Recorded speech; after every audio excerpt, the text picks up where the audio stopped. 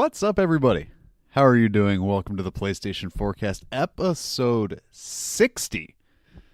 That means if we're running on a standard calendar with the average of 4 weeks a month, this is 15 straight months.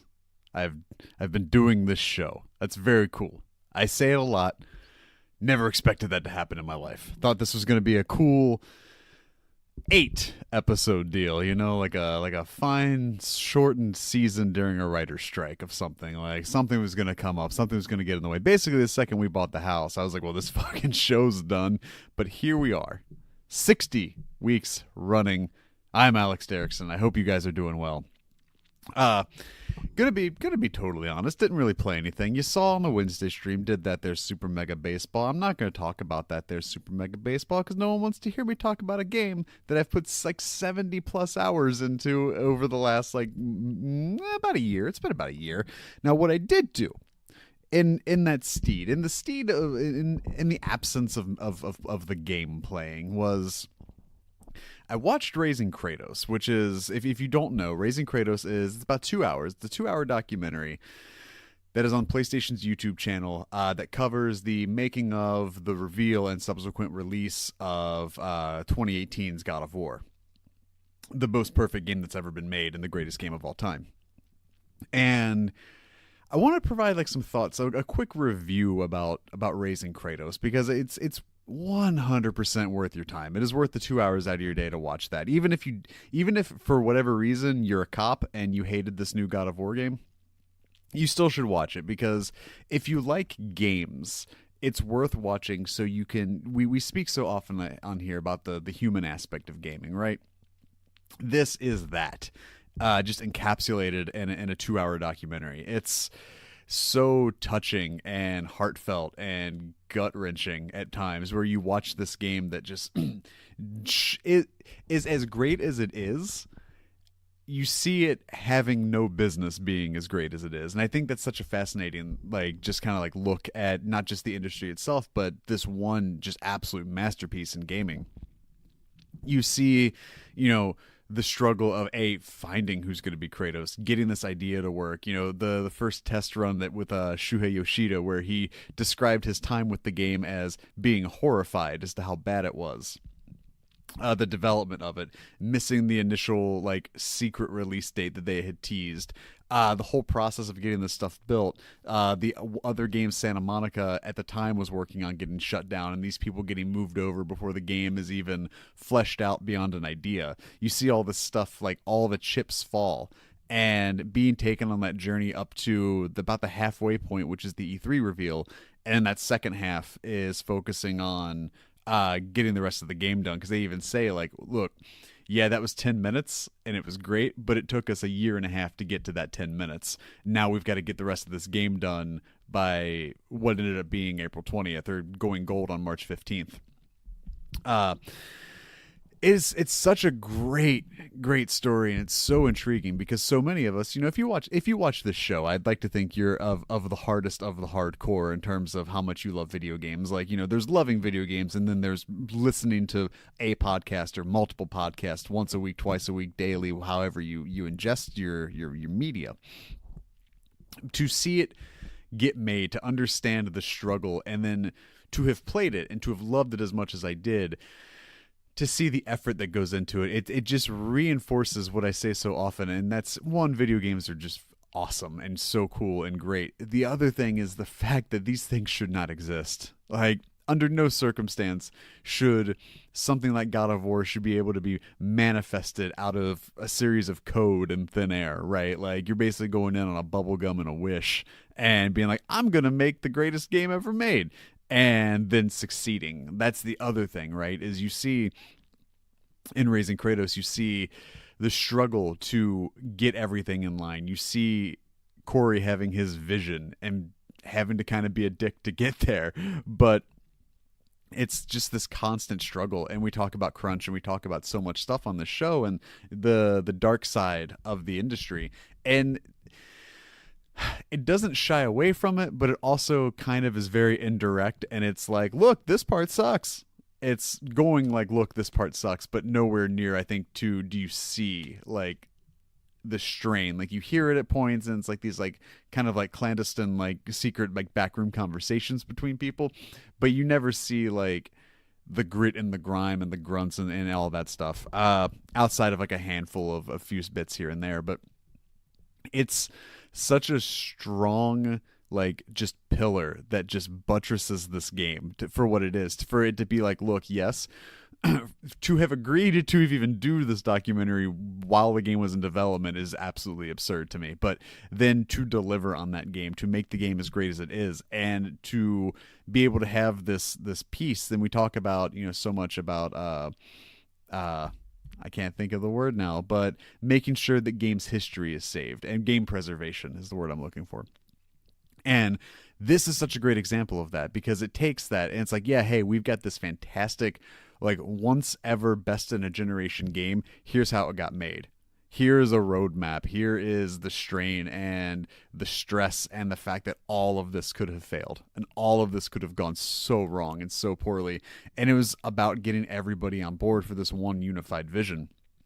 And seeing that get done is awesome. I cannot recommend Raising Kratos enough. So take the 2 hours, sit down. In fact, actually, if you got it, you know, we're what, 7 minutes into this. If you got the time, pause the show, go watch Raising Kratos. I'll be here in 2 hours. I'm not going anywhere because this is already finished.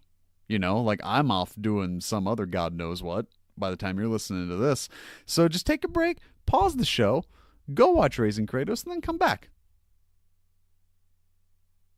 Now that you've done that, I hope you enjoyed Raising Kratos. If you're watching this live, you're like, what the fuck was that? Anyways, that was that. I got some stuff. So expect on Wednesday, we're going to go ahead and go lay out the roadmap here for the rest of the week. Wednesday, twitch.tv/pressxtoalex, youtube.com/pressxtoalex, maybe on Twitter. I'm definitely cutting out the Facebook streams. Sorry. But got that Dreams early access. Probably going to get in there, see what a talentless hack I am, and then also reap the benefits of everybody that's way better than me. Probably going to do that. Get in there. I do kind of want to play more God of War now. That was the other thing, is I'm just like, I just want to keep playing more God of War. Like, I'm okay if that's the only game I play for the rest of forever right now. But putting some irons in the fire for a side project I want to do kind of away from the podcast. I need like 2 weeks to do it, but I'm giving myself 4. So hopefully I'll have that done more in the 2-week mindset. It's kind of a matter of pen to paper and then mouse to DaVinci Resolve timeline. But so got that I want to work on, and then I'm debating something Saturday night. I don't really know. Probably, maybe not. Keep your eyes peeled on the Twitter. But Wednesday for sure, probably going to be Dreams Early Access. So come in, hang out as we try to navigate that mess. But that is for Wednesday. Today is Monday, which means this is the PlayStation Forecast, and it does come to you each and every Tuesday at 9 a.m. Eastern Standard Time on youtube.com/pressxtoalex and podcast services around the globe, including that there Spotify. And remember, if you love the show so much you can't wait till Tuesday, you can get it early. How early? As early as now. Live Monday nights around 7:30 on twitch.tv/pressxtoalex. The podcast goes live, and you can come behind the curtain and see that sausage get made. And remember, if you do get in the chat, I love you. I think that's awesome. Thank you for trying to start a conversation. I will get to the chat after the show. I got to focus my entirety on this whole thing for the next hour and a half, however long this goes. So trying to keep the show polished, I stay out of the chat until after we wrap on the show. So feel free to leave any questions, comments, corrections, anything like that in there. I will get to them as like a post-show thing. And remember, if you want to let your voice be heard, you can by going to psforms.pressxtoalex.com, where you can submit your questions, comments, commentaries, context, and concerns about anything going on from a week-to-week, beat-to-beat, moment-to-moment basis. Get it read on the show. We can discuss that, or you can just get at me on Twitter, like a lot of you do, at twitter.com/pressxtoalex. If you want to support the show, I had to think for a second of where this rigmarole goes. If you want to support the show, you can for as little as $1 a month at patreon.com/pressxtoalex at the one tier to rule them all. You can go beyond the dollar. Never going to say no, but you can help me out, keep these mics and lights working for as little as $1 a month. But if you don't have that buck, that's also totally fine. All you got to do is share it. retweet it, subscribe, help me boost the numbers. That's all. That's the best thing you can do is review it, share it, subscribe to it, follow me on Twitch, subscribe on YouTube, all that other stuff. However you take it in. Thank you so much, and I'm so glad you're here. But that's that. Without further ado, let's get into the news. Now, Sony did a state of play last Thursday down the way. We're going to go to big ol' Sid Schumann over at the PlayStation blog for that there recap.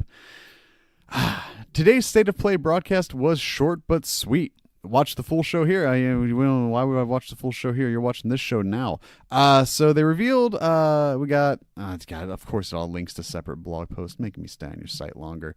So it was about a 10-minute show, and they showed 6 things. So we're kind of doing a mix. This is news, but it's also new games and dates. But it's going to be mostly news-centric here.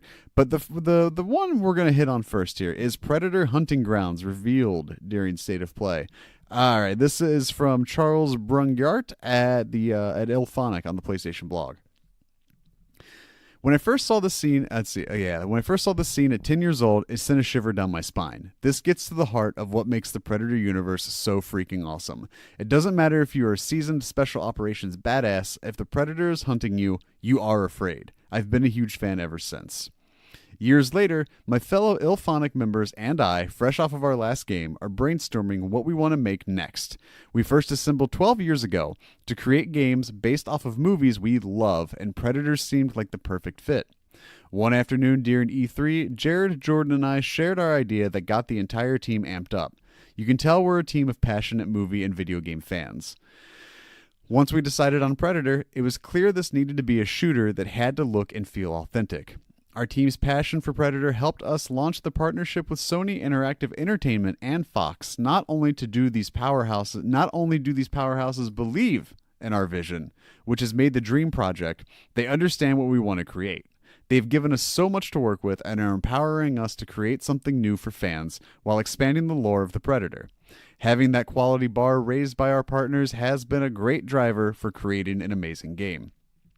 So how does Predator Hunting Grounds play? We're still pretty early in development. The game is due out next year, but I can give you some initial details about this competitive online multiplayer experience.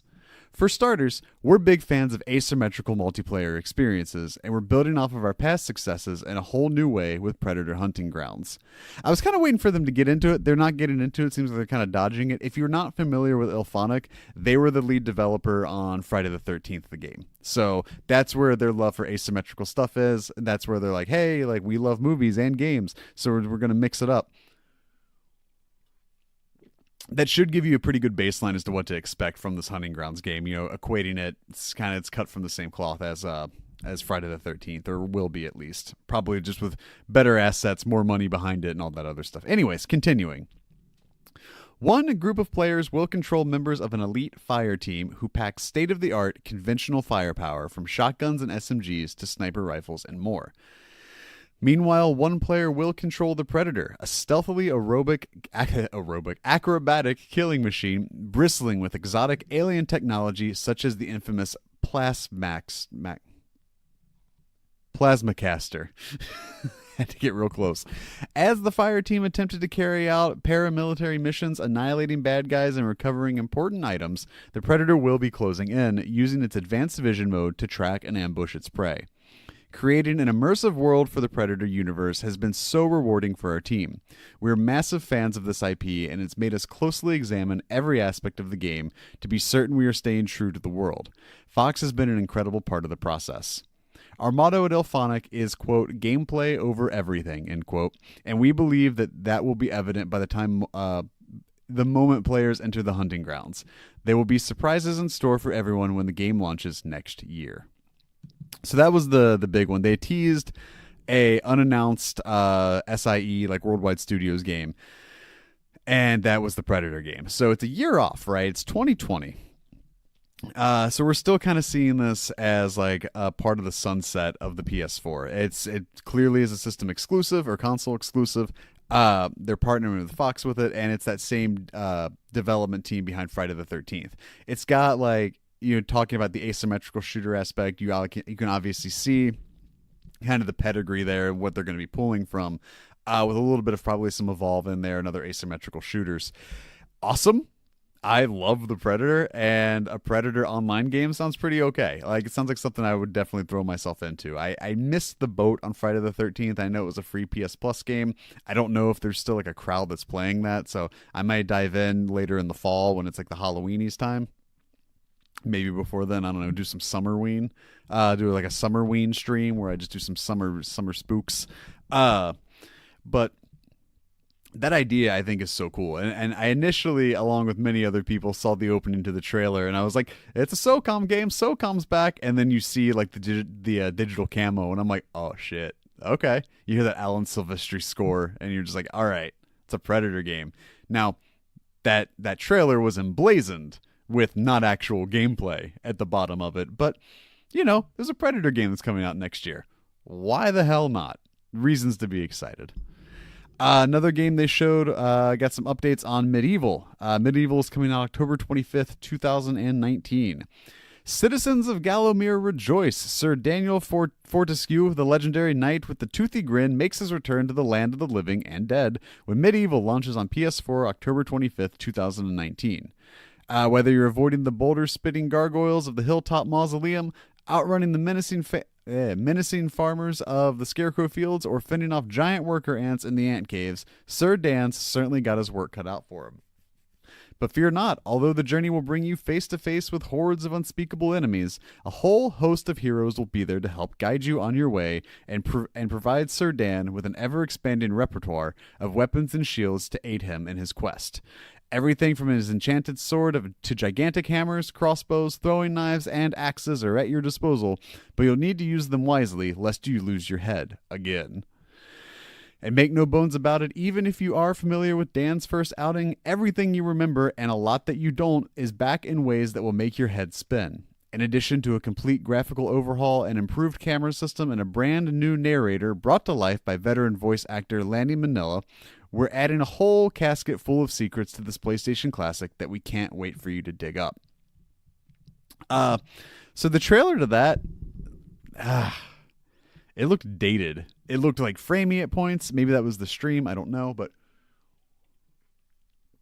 it definitely felt like a much more dated game. It felt like, we see the lively visuals of Crash Bandicoot and Legend of Spyro, and then you throw Medieval on. Even you see it with like Resident Evil 2, fucking Oddworld, Stranger's Wrath, or Abe's Odyssey and Abe's Exodus. You see these games of this bygone era, of this polygonal state, get these facelifts and remasters and reimaginings and reawakenings and all this stuff.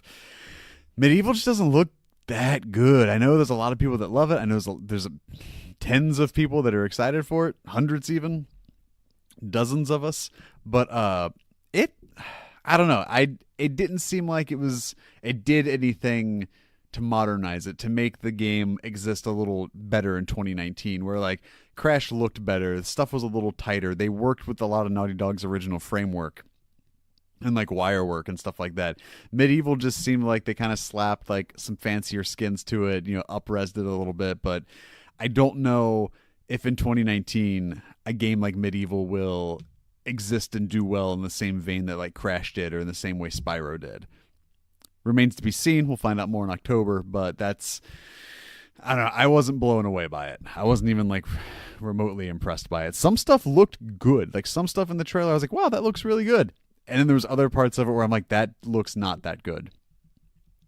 We also, the State of Play ended with this is all out of order. It ended with a look at the Final Fantasy VII remake. So this is really the first we've seen of the Final Fantasy VII remake since it was announced in 2015's E3, I think it was. But so we had an update on that. This is definitely the first look at it that we've had since it moved internal.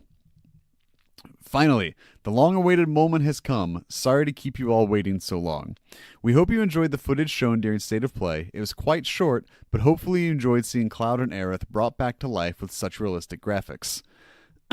We are preparing to release more official information in June, but we want to try something new here on State of Play by showing you this special trailer as a taste of what's to come. So yeah, then just shows the trailer. So one thing they said was more details coming in June, which then is definitely indicative of what Square's probably holding on to and why they took that Monday night spot from Sony, right? Like that's kind of the thing as we talked about last week, I think it was, where it's like, what? Okay, so pie in the sky. What is Square bringing to the table Monday night, 9 p.m. Eastern on E3, right? And you think the Avengers project, you think probably Final Fantasy VII, and it does seem like that. But the tricky thing is they're like June, not see more at E3. So June is still vague, and that leads, there's always the Square, the Final Fantasy or orchestra or symphony that they do around E3, like they did with Kingdom Hearts. That could be June. It could be E3 June. It could be the Square Enix conference June. Like June is vague, but it is vaguely specific. So there are events that we could see more stuff for the Final Fantasy VII remake from. It looks gorgeous. The one thing that that wasn't touched on that was later confirmed is that the remake is still episodic. So I don't know what to tell you there, but still going to be episodic. It, like I said, it looks so good, especially when you put them side by side. And the one thing I noticed is like I'm not a big JRPG guy. I think I've made that pretty clear. I've only played one Final Fantasy, and that was 8.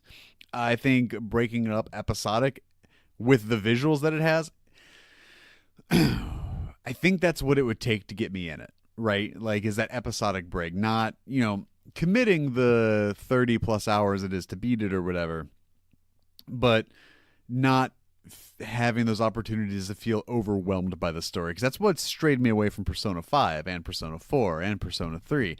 It's the fact that it's like, yeah, these are great games for 65, 80, 100 hours. And it's like, I don't have that. But if it's like, hey, yeah, this is 30 hours, but it's 5 parts and they're 5.5, 4.5, 6 hours, or, whatever each. It's like, okay, that's a little more manageable. It's a little more palatable, more tenable. I can break that up over time and not feel like, oh God, I got to keep slogging through this and hitting those times and making sure I finish it or whatever, right? That's more my speed. Now, what I don't know is with this visual style, will it remain a turn-based game? Because I think we've moved beyond that at this stage, at least, to an extent. Whether it might be like a free cam turn-based where it's still like your turn, but you're still loading your party. You can still move around for angles and stuff like that. But if it's a standstill turn-based game, I know it works for Persona, or at least worked for Persona 4. I don't know if it's going to translate that well to this game that's, 20 plus years old at this stage. 22, 24, whatever, however old it is. So we'll see. We'll see more in June, I guess. Sticking with state of play, Away was shown. Away is a survival game. It was another new game that was shown from Breaking Walls. 3 years ago, our team set out to make the game we had always wanted to play, one where you could not only play as an animal, but actually step inside a wildlife documentary and experience nature from an entirely new perspective. Today, we are excited to announce that Away, the survival series, will be coming out on PlayStation 4, and we can't wait to tell you more about the game. Set in a distant future, Away takes you on the adventures of the Sugar Glider. As natural disasters threaten the survival of every species on the planet, you must venture deep into the wilderness in search of safe sanctuary. Your journey will take you across breathtaking environments filled with dangerous creatures as you uncover the mysterious origins of your world. I am into this. I think it looks gorgeous. I think it's a really cool concept. Now, you may hear the hesitation in my voice, and that is because I hate like spiders and scorpions and that kind of snakes, especially in games, especially when I gotta fight them, and especially when they're bigger than me. And if I'm a sugar glider, these things are gonna be bigger than me. That's spooky, makes me uncomfortable, gives me the jitters. And so I don't know. I don't know if I want to look at it. I at least want to look at Away. I want to, see someone else play it. But you throw me in there as a sugar glider, you want me to go 1v1 against some giant spider or a snake? I don't.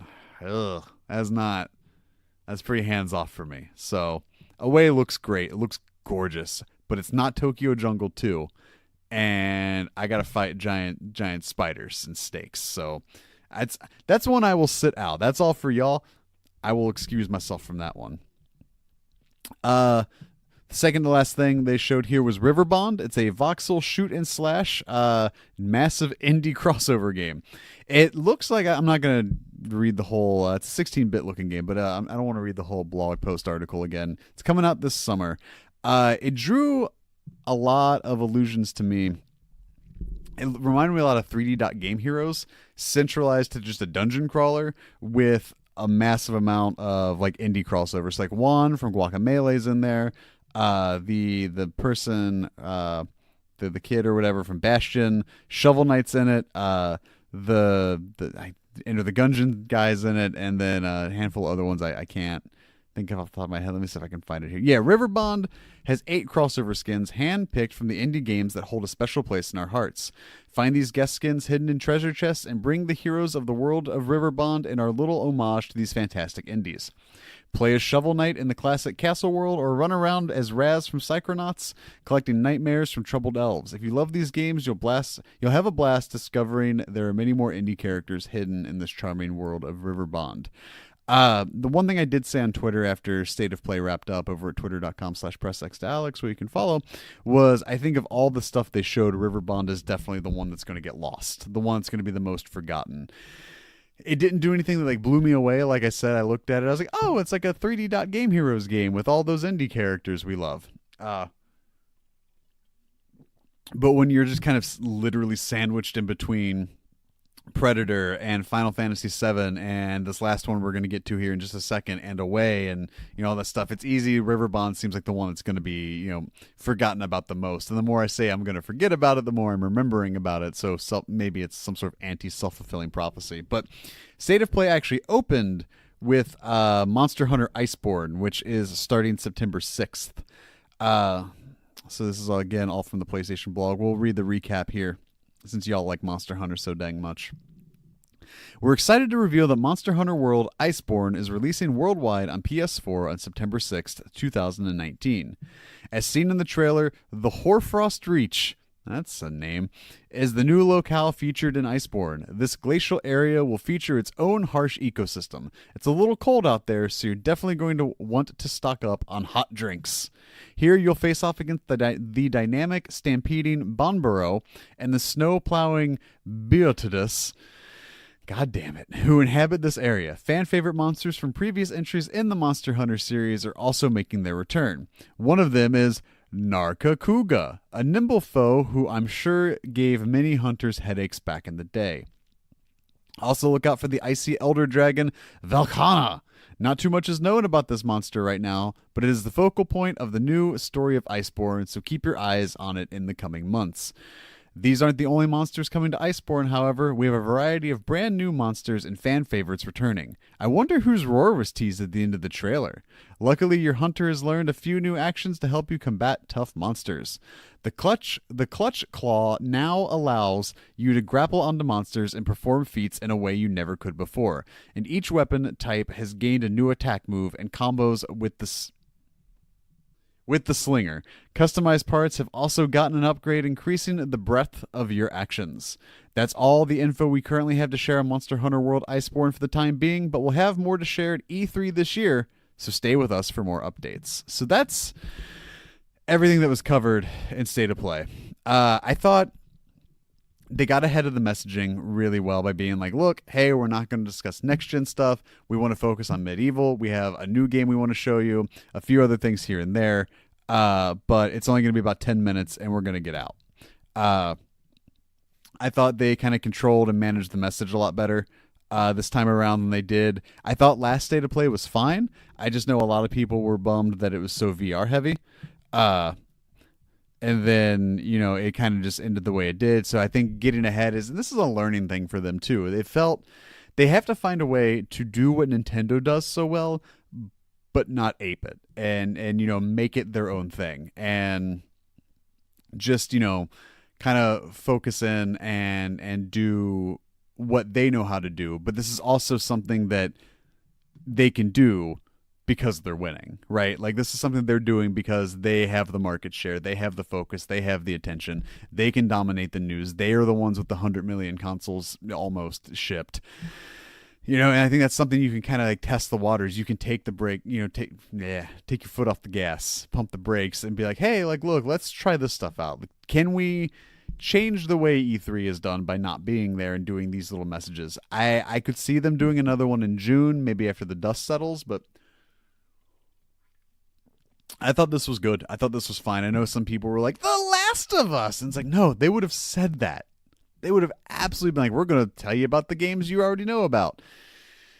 So you can't win all of them. Not everybody's going to be happy, obviously. But comparatively, I thought this was an improvement from the last one. And I thought they got the messaging like right on, like just nailed it right ahead of time. The issue is not everybody goes to the PlayStation blog, so I can see where it's easy to misconstrue or not fully grasp what you're about to watch over the next 10 minutes. But good on them. I think we'll see another one this summer. If not June, maybe in like a July or August situation. Now, this next story I'm pulling from Lucas Sullivan and Austin Wood over at Games Radar. I was trying to get the official press release, but for whatever reason, it wouldn't load. But EA Access is coming to the PS4 this summer. As a previous PlayStation Store leak suggested, EA Access, the publisher's subscription game service, is coming to PS4 this July. As EA announced today, EA Access will be available to PS4 owners through a $5 monthly subscription or a $30 yearly subscription. An EA Access subscription lets you access the service's library of 50-plus digital games, including sports franchises like FIFA and Madden, indie darlings like Unravel and Fee, and major releases like Dragon Age Inquisition and Star Wars Battlefront 2. There's a link to the full library you can get. Subscribers also get access to 10-hour pre-release trials of many EA-published games, and progress from these trials transfers to the full game. Anthem, for example, was playable early via EA Access on Xbox One and Origin Access on PC. Origin Access Premier subscribers could also access the full game early, but that feature is unique to EA's PC storefront. In other words, you won't get free copies of new games through EA Access. However, a subscription will net you a 10% discount on some of the digital EA games and DLC. Like most subscription-based services, EA Access has improved considerably over the past few years by adding more games and bonuses. However, its value and usefulness still come down to how many EA Access games you want to play. If you don't mind not owning your games, it can be an affordable way to try out a lot of games in a month or two, or fill some holes in your backlog if you missed out on series like Dead Space, Mirror's Edge, or Dragon Age. So I think, it's coming in July. So it's an interesting move. Like, that's cool. It's another subscription service to stack on top of PlayStation Plus, PlayStation Now, PlayStation View, Sony Music, whatever other things you subscribe to. Like, what's one more, right? I think the price is right. At $5 a month, or was it 30 for the year, or $4 a month, 30 for the year. I think the price is good. I need to check the library of what's going to be available. I didn't do that ahead of the show, so that's on me. But the thing that gets me is this seems like such a PS5 move, right? This seems like such a let's go ahead and like make sure this works. Same with the name changes, same with the cross-platform play and all that other stuff. This just gets lumped into that snowball that's going downhill and just accumulating all the stuff that, people have wanted from the PS4, that Sony was just kind of like, we're the market leader. Do we really gotta? And clearly, I'm sure at some point, someone from EA was like, hey, look, like this is a viable option for you, because there was a statement that Sony made a few years ago that was just basically like, we don't see the point in having it on the system. It's like, all right, that's cool. Like, it doesn't add any value. Clearly, the messaging has changed, but this does seem like something they're trying to do to get set up and ready for PS5, especially if it's going to be running on that same similar architecture that PS4 does. Like I said, I need to see the library before my mind's made up on it, but apparently it may actually still include Battlefield 5 and A Way Out, which is tempting. It just kind of is contingent on how much I love EA, I think EA Access is a great idea for something like backwards compatibility. Like if I were to sit there and be like, I want to play the original Medal of Honor where I'm Jimmy Patterson and infiltrating enemy lines. Cool, that'd be awesome if it was on there. I mean, that's a great way because you look at something like Netflix, right? Which is this in this constant like seismic pool to retain licenses to stuff. But the issue is they're fighting this battle against the licensor, against the people that are being like, yeah, sure, you pay us this much money, have all the episode of Friends, have all of The Office, have all of Parks and Rec. And then you get like NBC and Universal and Fox and Disney and Hulu and CBS All Access and all these other providers that are like, hey, we want in on this too. We want our cut. We want to pull our stuff from your stuff and put it on our stuff, and then everybody's going to subscribe to everybody's stuff, and then we all have cable again. And that's my fear with something like EA Access, where EA has this just fucking surfeit of great titles from the Electronic Arts era, the old EA sports games, and all the EA stuff, right? And then all the indie stuff. And yes, EA is in this constant battle as the worst company in America or whatever, but that's what happens when you let people vote in polls. But it's a thing too where it's like, yeah, that would be awesome if there's just this massive back catalog at the disposal too. Does that include stuff like companies they own, like how they have BioWare? Would that lump into it? Would I finally be able to play Mass Effect on my PS4? Probably not. But for a company that really seems to be having an aversion to doing HD remasters, because like they could have, they've left, in terms of publishing aspects, they've left Dead Space, they've left Mass Effect, they've left, off the top of my head, those are the two I can think of, Stranded on the previous generation. Like there's no, outside of like, backwards compatibility with Xbox One, there's not been a way to get those systems on, or get those games on this gen. And that's unfortunate because those are great games that are clearly missing from this generation of, if Sleeping Dogs can get remade, why isn't Mass Effect out, right? And so it's just this kind of like battle of, will EA's catalog be included? Like, that would be a good tipping point. Then the other thing where the messaging is kind of murky is like, if you've already subscribed to it through Origin or through your Xbox, will you just be able to take your email and your password and log into it on your PlayStation, or is that going to be something you have to pay twice for? That is not in there. Like that's not in the press release. That's not in any of the articles. So there's like still those kinds of questions that should have easy answers to them that aren't coming. That makes me kind of on the fence about it. So again, like I said, this definitely seems like a move that's predicated in making sure it's going to work for PS5, but a good faith move nonetheless. Like I said, when you're winning, you can kind of do this shit and just drag your feet with it and then pop it out. Be like, hey, look, we got this now. Bye. So interesting move. I want to hear more about it. If you have EA Access, drop it in the comments. If you're watching the video version, let me know what you think. If you think it's going to be worth it. If you're listening to the audio version, hello. Hi. I hope my voice is sounding good in your ear or in your car or through your phone or whatever. Let me know on Twitter, twitter.com/PressXToAlex. I want to hear your thoughts if you're an EA Access user. Moving on. Heading back over to the PlayStation blog from Mr. Justin Massengill. We have my monthly favorite. It's not the MPD, but it's your April top downloads for the North American PlayStation Store. And remember, this is by number of downloads, not by revenue. But because this is a lot of speaky talk, I got to take some water.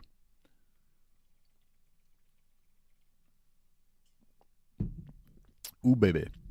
All right, your top PS4 games for the month of April are as following. Number 1, Mortal Kombat 11.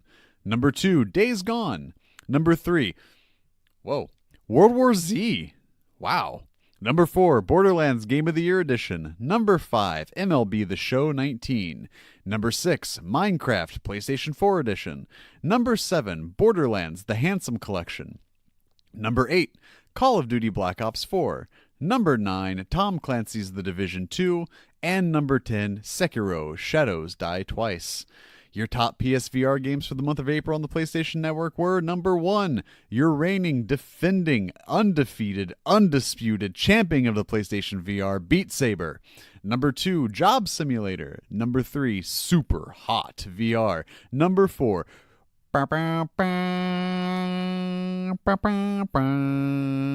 Creed, Rise to Glory.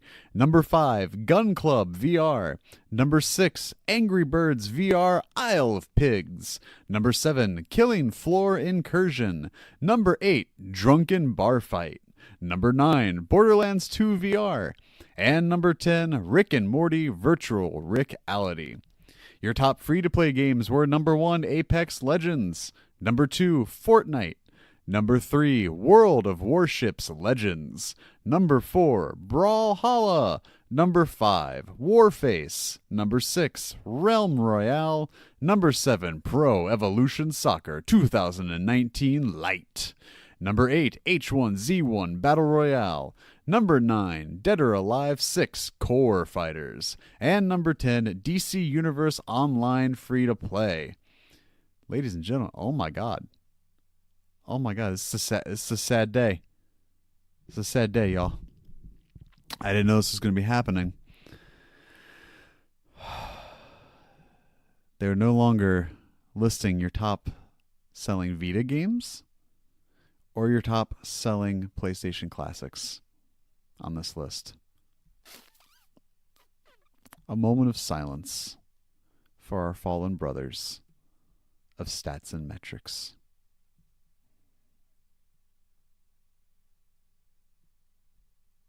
Thank you. So, interesting of note. First off, I'm still recovering. I did not know that was not going to be on there. This is my first time looking at this. That sucks. That's sad to me. I'm bummed out, and I'm gonna take it to the man. Y'all just wait. If you're watching it live after the show, find me on Twitter. I will be going to task. However, if you're listening to this on Tuesday, just go back to the Twitter and see the task that I will be taking them on. Now, the interesting thing, looking at these PS4 games, you saw my shock. You heard my at World War Z coming in hot at number World War 3 here. I guarantee fucking damn T. Yeah, guarantee. Yeah, I had to think how that works. Guarantee fucking damn T you. World War Z doesn't even sniff the ass of this list come April. Guarantee it. It's not going to be number 6. It's not going to be number 8. It's not going to be number 10. No! It ain't even going to be on there. You're going to see it drop. And here's why I'm so certain. Is because World War Z came out and was very much in the forefront of social media. It was a lot of stuff, very gifable, very retweetable, very shareable. A lot of people were talking about it. A lot of people were blown away by it. Not blown away, surprised. Pleasantly surprised. Speaking highly of the game. Now, that lasted for all of about 13 days. And no one is talking about World War Z anymore. I'm sorry. Like, congratulations on it hitting 3. That is a hell of a way to start off your launch. It's a hell of a way to make a debut on the list. It's not in the cycle anymore. You don't see it. I don't see anyone talking about it. I don't even see anyone asking if anyone's still playing World War Z. And maybe you have that hearty, dedicated, concurrent core. But I don't see that core growing. I don't see word of mouth traveling for World War Z. I may very well be wrong. I've made a quite a life these last 60 weeks at being wrong a lot. It's that old Simpsons quote says, when you're right 40% of the time, you're wrong 60% of the time. And I think I'm batting a solid 40% of the time. World War Z, I don't see sticking around. Again, congratulations. That's awesome. Shocked to see it there. But that thing sticks out like me at a 50 Cent concert. Over to the VR games, Creed being on there, hell yeah. I said it. I said I didn't want to see a month where Creed wasn't on it, but Box VR was. And here we are, Box VR, not even that list because I think it came out in May. But Creed Rise to Glory up there in the top 5. Now, the issue I have with this is this thing shows up at 4 one month and then off the list the next, and then like 6 the next month. Whatever. It's there. Y'all need to play Creed Rise to Glory. I can't speak highly of that enough. Beat Saber remains the undisputed king of the PSVR world. Drunk in Bar Fight is interesting. Rick and Morty showing up at 10 is surprisingly low, I think. Not that the game deserves to be higher from a critical standpoint. It's fair where it's at, but that thing's been hovering a little higher since it's been on the list. Apex and Fortnite being your top free-to-play games, great. I don't really give a shit about your top PS4 themes. I want to know where my Vita games are, and I want to know where my damn PS classics are. Justin Massengill.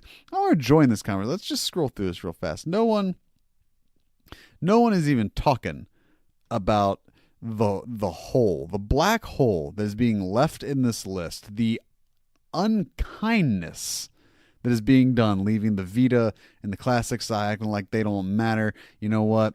I don't care. I want to know what creepy anime boob game that has a colon and an F hole from a cello and also like the sharp symbol from a musical staff in the title for no reason.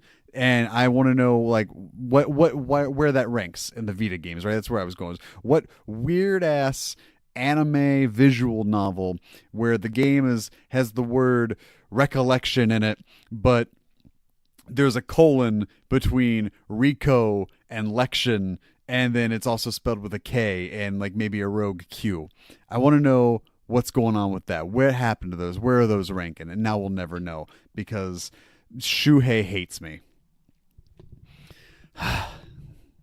Next news story is a short story, but it's a big one, and there's some discussion to be had here of if it's as threatening and as looming as it seems. But Jason Schreier over at Kotaku put up an article late last week. U.S. senators introducing a bill to ban loot boxes and pay-to-win microtransactions.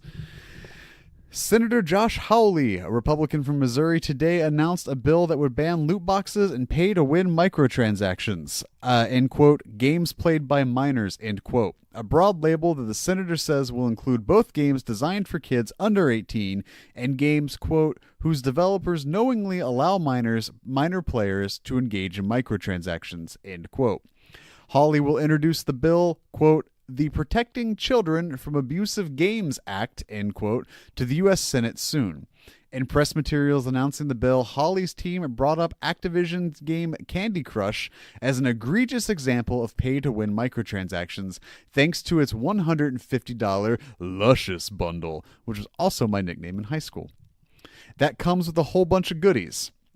This bill will also likely apply to a host of online games that feature loot boxes and other ways in which players can spend money for real benefits. Quote, when a game is designed for kids, game developers shouldn't be allowed to monetize addiction, Hawley said in a press release. And when kids play games designed for adults, they should be walled off from compulsive microtransactions. Game developers who knowingly exploit children should face legal consequences, end quote. Last fall, the Federal Trade Commission promised to investigate loot boxes following a letter from Senator Maggie Hassan, a Democrat from New Hampshire, that she wrote in the wake of 2007's string of games featuring the heavy usage of predatory microtransactions such as Middle-earth: Shadow of War and Star Wars Battlefront 2. Although some companies have pulled back on the practice, popular games like Overwatch, FIFA, and Apex Legends continue to make big money off of randomized microtransactions. Many of those games are played by both adults and children. Hawley, 39, has become known in Washington for criticizing major tech companies Facebook and Google, often accusing them of anti-conservative bias. An update to the article says the Entertainment Software Association, or ESA, the video game industry lobbyist group, sent over a statement shortly after the bill was introduced. Quote, numerous countries, including Ireland, Germany, Sweden, Denmark, Australia, New Zealand, and the United Kingdom determined that loot boxes do not constitute gambling. We look forward to sharing with the Senator the tools and information the industry already provides that keeps the control of in-game spending in parents' hands. Parents already have the ability to limit or prohibit in-game purchases with easy-to-use parental controls. End quote. Drink. Now, I said this months ago. I'm almost at the point where I can say I probably said this a year ago, but months ago. That the last thing you want is government regulation in your daggone video games. That's it. Case in point. I talked about the whole, how the ESRB was formed and all this stuff and what the ESA does. It's a very catch-22 situation. I don't want to refer to it as a mixed bag, because I don't think that's a fair term. It's not a fair assessment. What this is the situation where I think it is a well-intentioned move by Senator? Yes, Senator Hawley. I didn't want to say representative or congressman and be wrong. Senator Hawley.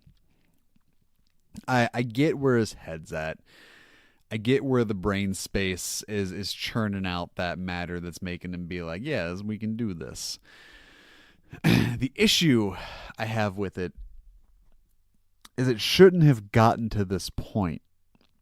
Video games should have been self-regulated, like a biosphere. Should have been the self-sustaining organism that should have been like, hey, there is a middle ground here. Let's find it. They've done it before. They've been doing that since the 90s, being like, there's a middle ground here. Let's find it. Let us police us. Now, on the topic of microtransactions, which is the equivalent of a video game swear, yes, there are predatory examples, Candy Crush being one of them. There are ones that take advantage of the player, whether it's a child or an adult, with the flash and the frills of you know, how it makes it look like like a slot machine kind of deal. Now, the textbook definition of gambling, definitely loot boxes evade. It was a very strange way to put that sentence. Loot boxes, yes, on a technicality, are not gambling, because you are throwing money at something and in turn getting something back. You aren't getting nothing. You may be getting stuff you already have. It's the same as like those little toy dispensers at different stores. You put the quarter in and then you get the little capsule. You open up the capsule and it's not what you wanted. It's a weird rub-on tattoo of a duck with a cigarette in his mouth. But it's a thing where gambling, to equate it to gambling, would be saying, I put $5 in this machine and got nothing. That is a gamble. What a loot box is I put $5 into this and didn't get what I want or what I wanted, but got something at least. That's just a terrible purchase. That's all that is. That's a gamble in a different sense. But it's the artistry of them, the flash and the frills and the whiz bangs and the pips and the pops, right? That make you go, ooh, I want to do that again. I found myself, granted, I did not spend a single actual American dollar in my hunt for the platinum on MLB The Show 17. But when I was getting those packs and I was opening them, it was kind of fun. Like the controller would vibrate and I'm like, ooh, buddy, what am I getting? And then, you know, you get fucking, I don't know, Jose Acevedo. And you're just like, who is this? And then, you know, you throw it on the pile of trash. But I look at this and I'm like, is this a threat? Now, notice there's no actual language in the bill, obviously, because he's just introducing it. He's drumming it up and being like, hey, like, look, this is something I want to do.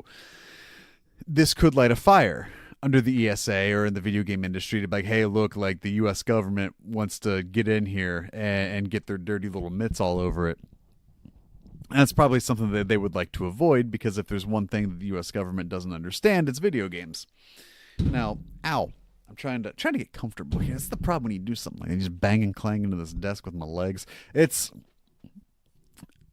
interesting because, like, I'm all for loot boxes being regulated, but I want them regulated by a group of people that understand what they're doing, that aren't trying to just be like low key get in there and video game violence, all that shit too, fighting that whole uphill battle of video games versus the government. It's stupid the fact that we're still doing that.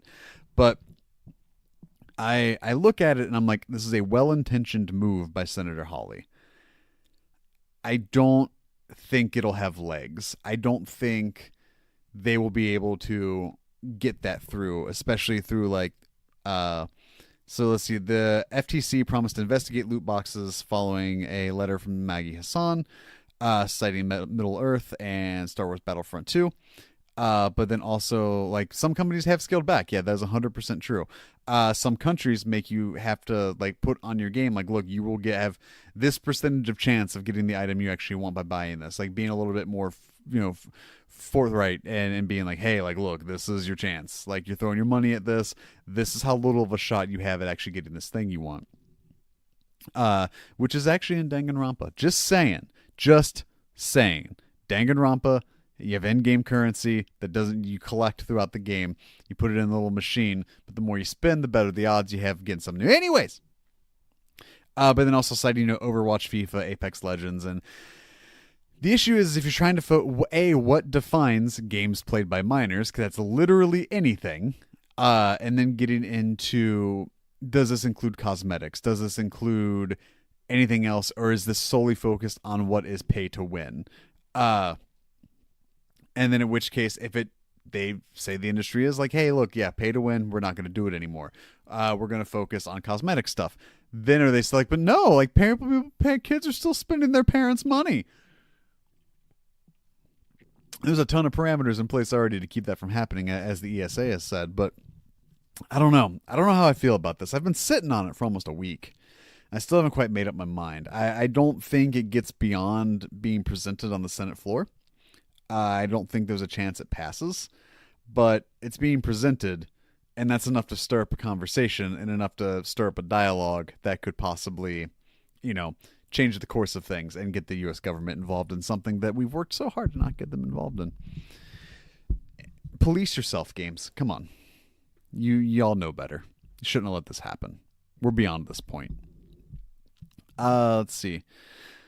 Sticking with EA here, I guess, then loosely to EA. Loosely the last article to EA. This is straight up EA. This is from PC Gamer, from Andy Chalk. Electronic Arts says the old way of releasing games doesn't work anymore. Electronic Arts acknowledged during its Q4 fiscal year 2019 financial results conference call that Anthem, which it expected to be one of its biggest releases of the year, did not live up to expectations. Quote, the reality is it's not just an EA challenge, it's an industry-wide challenge, end quote, CEO Andrew Wilson said during the call, referencing the difficulties of creating and operating large-scale open-world games like Anthem. Quote, you're moving from what was initially a BioWare game that would be somewhere between 40 and 80 hours of offline play to 40 to 80 hours of offline play plus 100 or 200, 300 hours of Elder game that happens with millions of other players at scale online, end quote. That obviously has an impact on development and QA processes, but EA is also examining how it presents new games to potential audiences. With an eye towards managing expectations, Wilson said that in Asia, major online games generally go through a soft launch and multiple community tests before everything goes live, which enables EA to get a better read on get a better idea of how they'll behave at scale.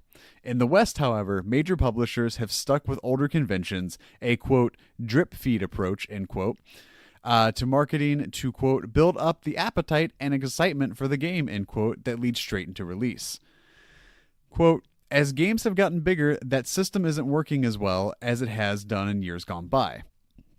So what you should expect from us is that it's not just about changing the development processes in the game. It's not just about changing the QA processes in the game, although both of those things are being changed dramatically inside our organization right now, but it also comes down to changing how we launch games, Wilson said. You should expect that we'll start to test things like soft launches, the same things that you see in the mobile space right now, and it also comes down to changing how we communicate with players.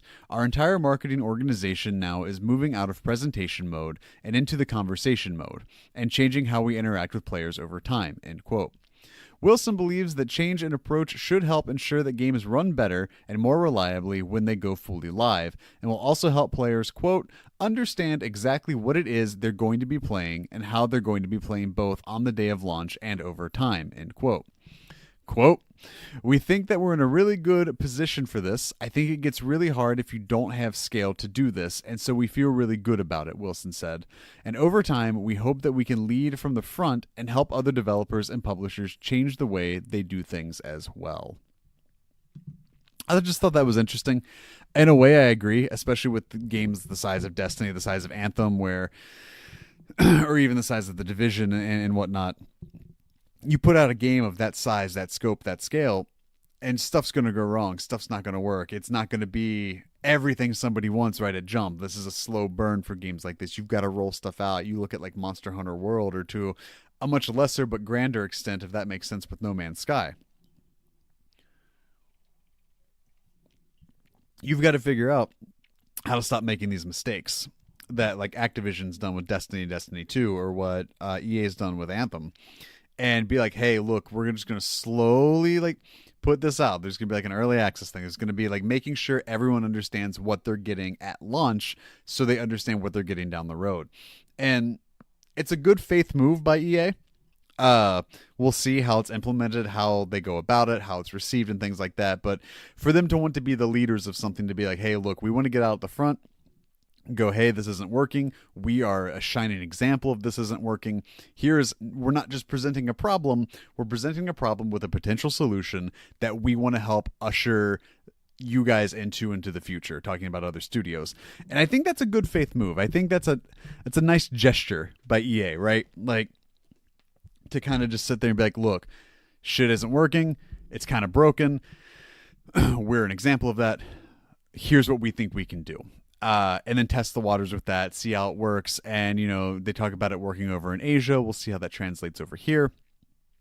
But that definitely seems like a next-gen approach, too, you know, in terms of being like, hey, like, I'm sure they can't just full on, you know, pump the brakes and stop the marketing train for any other thing they've got coming out. But when you get known quantities, right, like FIFA, like Madden, like NHL, like your annualized titles, you don't really need to do that. You're kind of, you know what you're getting when you're buying those. It's with your Anthems, the games like Destiny, even I would say something like Battlefield and stuff like that too, to be like, hey, look, here's what you're getting up front. We're going to ease you into the content. We're going to ease you into what this is. Or here's the roadmap. Here's what to expect. And at this point, we can call this a full game here.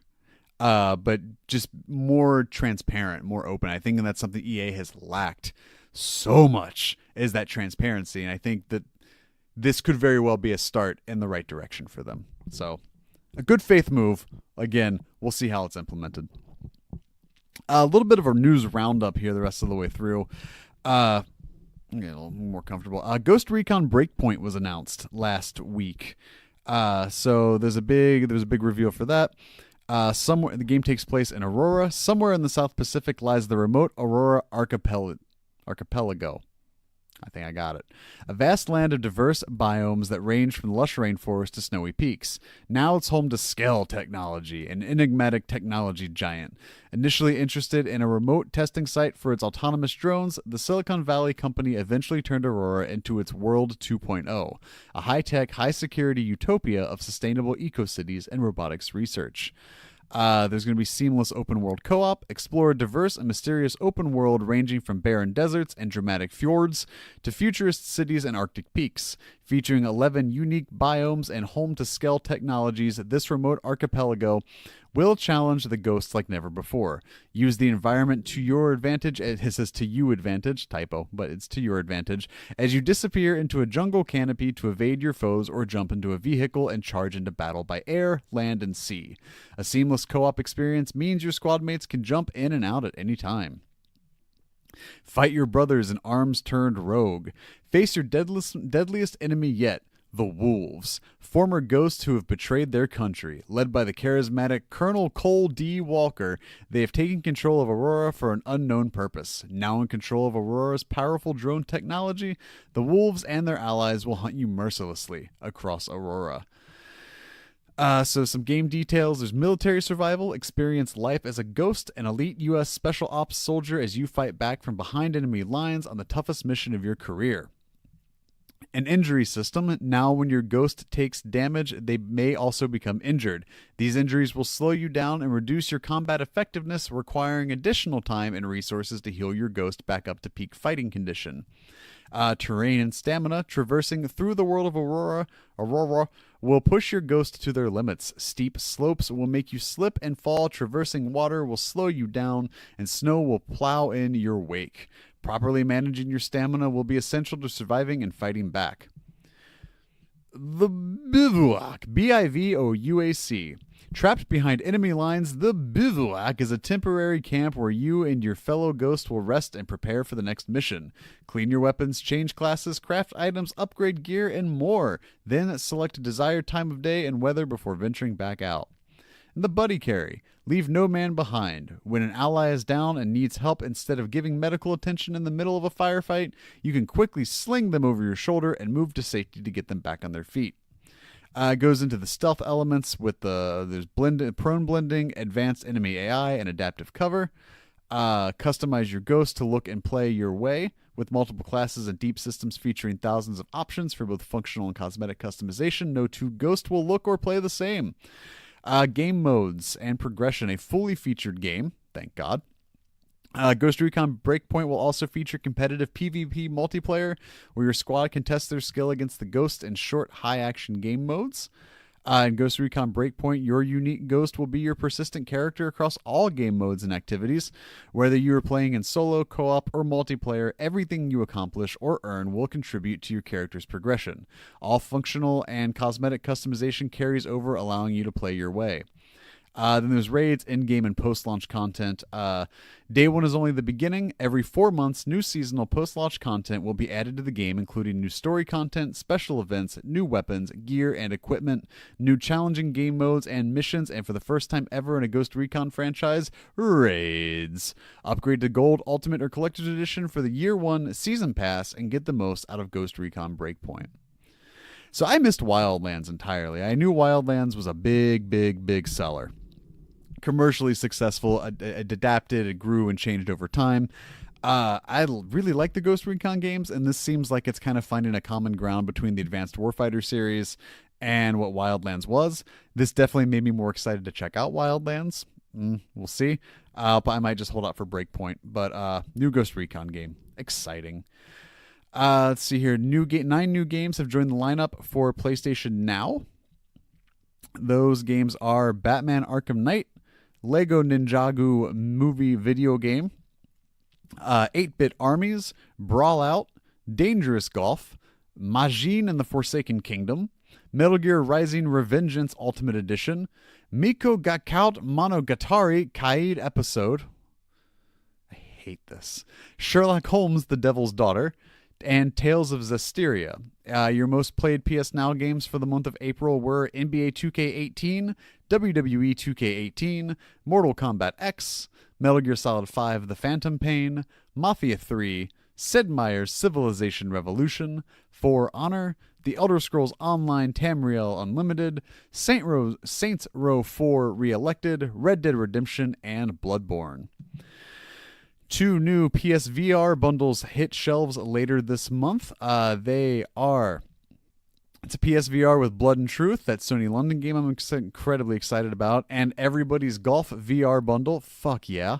That's awesome. It will be $349.99 American and $449.99 Canadian when it launches on May 28th.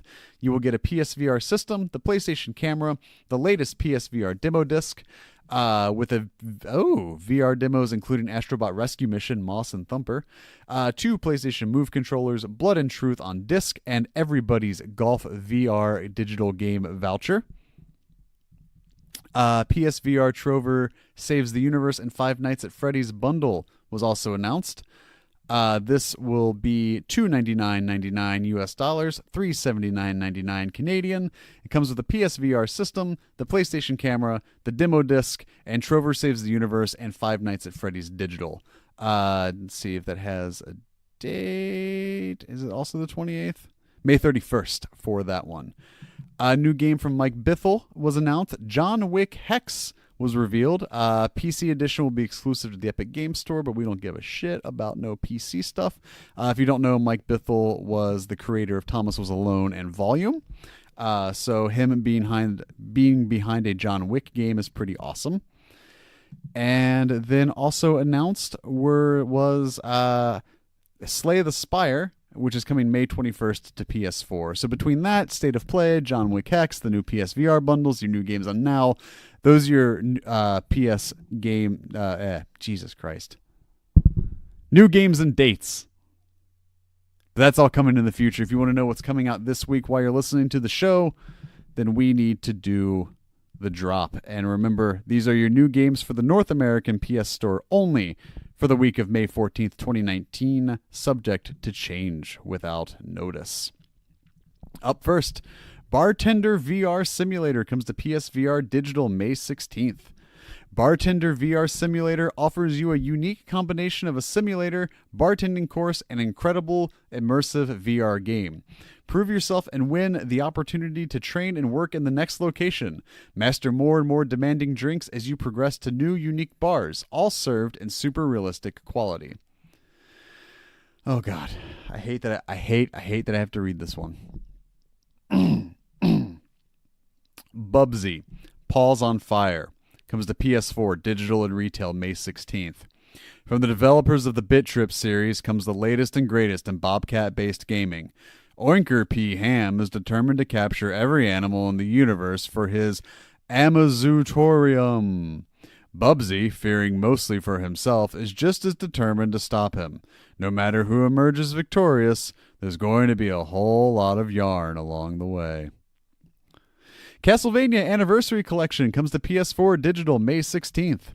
Konami's Castlevania Anniversary Collection traces the origins of the historic vampire franchise. Released as part of the Konami 50th anniversary celebration, relive these timeless classics that helped define the platforming genre. From the Belmont clan to their extended bloodlines and allies, the Castlevania Anniversary Collection is the best first step for anyone to take into the world of Castlevania and fight against Dracula. Darkwood comes to PS4 digital. Darkwood is a challenging survival horror game without jump scares. That's how you sell me. That is how you sell me on a scary game. Craft weapons and fortify hideouts in this eerie forest by day, then wait and pray for the sun to come up the next morning. Wade through the grueling, bizarre world of Darkwood and delve into its creepiest secrets before it destroys your body and consumes your mind. Devious Dungeons 2 comes to PS4 and PS Vita digital cross-buy. The castle's ever-shifting halls are filled with deadly monsters. Treacherous traps have claimed the lives of many adventurers. It is rumored the castle contains treasures beyond imagination. However, it is also the domain of the Summoner, and he does not look kindly upon uninvited guests. Feudal Alloy comes to PS4 digital. Atu is an ordinary fish-controlled farmer. Wow. Okay. That is a lot to take in. Hold on. Excuse me. Atu is an ordinary fish-controlled farmer robot who lives in a small cottage in sunflower fields. Ordinary. He had been living a simple but pleasant life until a bunch of outlaws attacked the village, stole their oil supplies, and burnt his house. Fortunately, he managed to grab his old sword and fled into the woods. Figment comes to PS4 digital. A musical action adventure set in the recesses of the human mind. Welcome to the world of Figment. A strange and surreal world, a place filled with our deepest thoughts, urges, and memories, populated by the many voices we hear in our heads. Join Dusty and Piper on an adventure through the different sides of the mind. Guilty Gear comes to PS4 digital May 16th. First released in 1998, the legendary 2D fighting game Guilty Gear is back. Unleash furious attack chains with the speedy as ever Gatling combination, destroy your opponent, and conclude the match immediately with the Sakai and more. The Padre comes to PS4 Digital May 16th. Unravel the mystery of a missing cardinal by solving the riddle of a demonic power you did not expect to encounter. Face your inner demons and fight the power of evil while it seduces your soul. Play as the wittiest pop culture referencing priest in a video game. Oh my god. Play as the wittiest pop culture referencing priest in video game history and face the ultimate game over if you make the angels cry you a river. I hate everything. Play as the wittiest pop culture referencing priest in video game. You mean the only one? The only one. That's what you mean. You don't, it's not by default. It's the same as how I say I'm the number one rated and most listened to PlayStation podcast that's hosted by one guy in a basement in Ohio. It's because I'm the only one. That makes me the best one. It's not how this works unless you're being tongue-in-cheek, in which case, great. A Plague Tale: Innocence comes to PS4 digital and retail. Follow the grim tale of young siblings Amica and Hugo in a heart-rending journey through the darkest hours of history. Hunted by Inquisition soldiers and surrounded by unstoppable swarms of rats, they must struggle to survive against overwhelming odds and find purpose in this brutal, unforgiving world. Quar: Infernal Machines comes to PSVR digital May 15th, and might be the worst cover art of the week.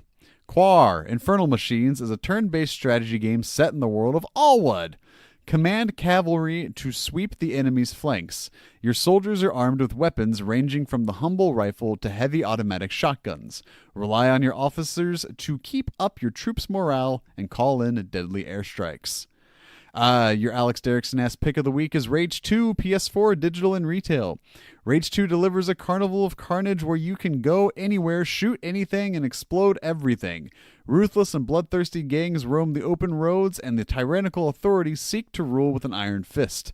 Dive headfirst into the dystopian world, devoid of society, law, and order. I may actually say Darkwood is my Alex Derrickson-ass game of the week. You tell me it's a spooky game with no jump scares, I'm in. Rage 2 still looks and sounds great, though. Sniper Elite V2 Remastered comes to PS4 digital and retail. In the dark days of the end of World War II, amidst the ruins of Berlin, one bullet can change history. Elite sniper Carl Fairburn returns to the front line in the remaster of the award-winning stealth action experience, packed with new features, contemporary visuals, and definitive content. Undead Horde comes to PS4 digital May 15th. Become a necromancer and raise the dead. Undead Horde is an action RPG and an RTS and an undead package. Command, lead, raise, loot, and fight your way through the lands of the living with your horde. Ultimately claim back the kingdom for the Undead Horde. And those are your new releases for this week, which brings us to the last segment of the show, Trophy Talk. Remember, Trophy Talk is the part of the show where I try to take you from 0 to 100 on a game as fast as possible, because let's face it, trophies don't matter, because I can't even get a goddamn VR trophy cabinet, and I can't take them with me when I'm dead.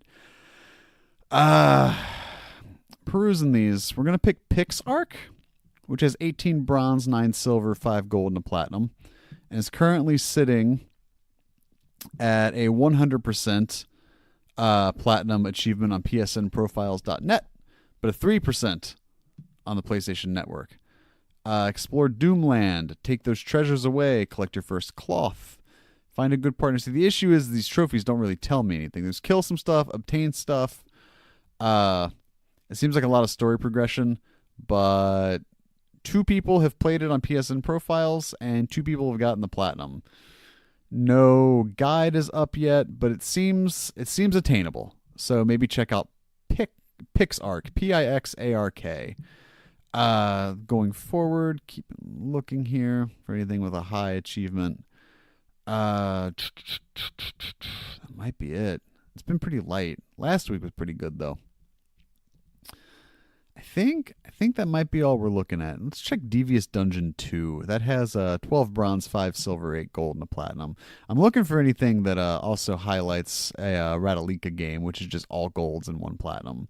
I'm not seeing any of those this week, which is a bummer.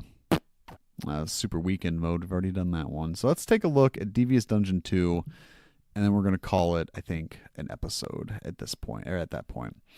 Completed all the training levels, leveled up for the first time, read 5 tomes, destroy an arrow in midair, check the map screen, buy some armor, destroy 100 crates, find a lost treasure. Still seems pretty doable. It's currently got 4 people who have played it. 100% with the platinum on PSN profiles, 80% with the platinum on the PlayStation Network. So Devious Dungeon 2 seems worth it too. So that and PixArk. Those are your new releases for the week. I've closed the laptop of news, which brings us to another end of another PlayStation Forecast. The 60th one of these. Still can't believe it. Thank you all for joining me. Remember, you can get the show live Monday nights on twitch.tv/pressx2alex. If you're hanging out in the chat, I'll read the chat after the show because I got to keep the show polished. I can't keep popping in and out, you know. If you missed the live show, never fear. It does go live. Live to tape Tuesday at 9 a.m. Eastern Standard Time on youtube.com/pressx2alex and podcast services of your choice, including Spotify. Thanks again for joining me. If you want to support the show, you can at patreon.com/pressx2alex for as little as $1 a month. If you don't have that buck, totally okay. Just share the show, listen to it, retweet it, subscribe, all that stuff. You can find me on Twitter at twitter.com/pressx2alex. And until next week, thank you all for joining me. I love you dearly. I'll see you next time. Do the thing.